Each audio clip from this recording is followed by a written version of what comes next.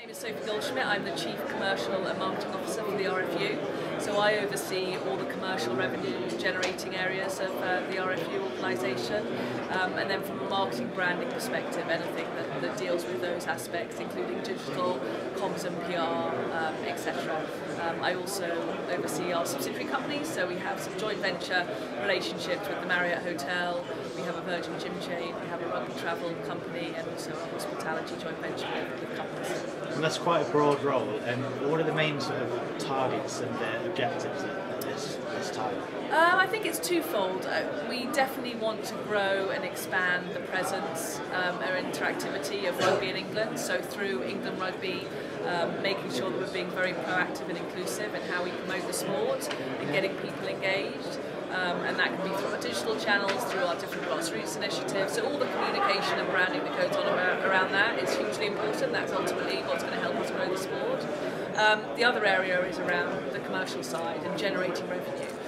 Everything that we make as an RFU organisation goes back into supporting and building the sport, so it goes back into the grassroots side of the sport and supporting development at the elite end. So continuing to grow commercial revenues is really important if we want to continue to do more and develop new initiatives. So those are my two most important sort of areas of focus. And particularly from a commercial perspective, obviously there's a lot of great opportunities at the moment, but what are the main challenges that you face in your role commercially?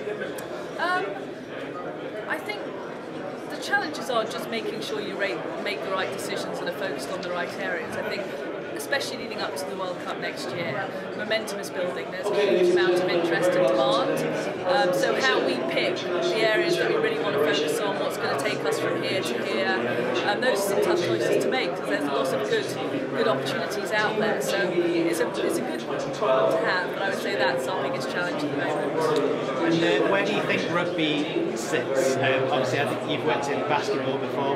How does it differ, rugby, and where do you think it sits in terms of the overall sporting landscape as a sponsorship sort of proposition? I think it sits very well. I mean, I think it's a very large sport. The World Cup is the third largest sporting event in the world, so I think sort of that shows the stature that it has.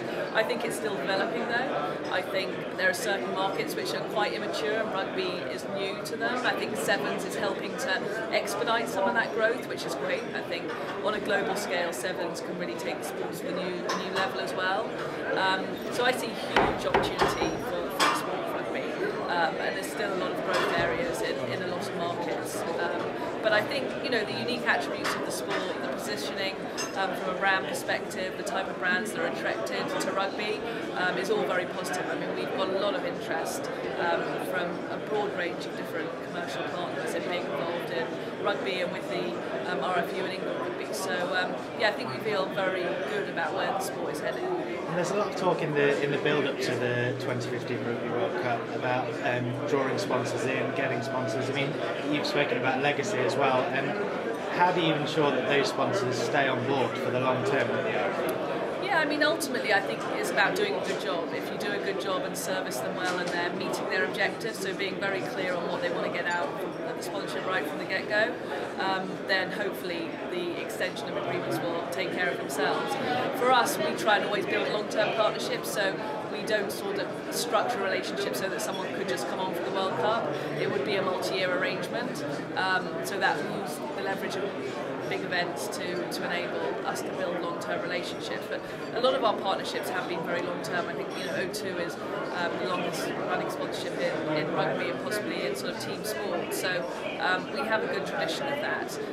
But you need to continue to evolve and keep upping your game so that you're delivering a really good product for partners to want to continue to be associated with.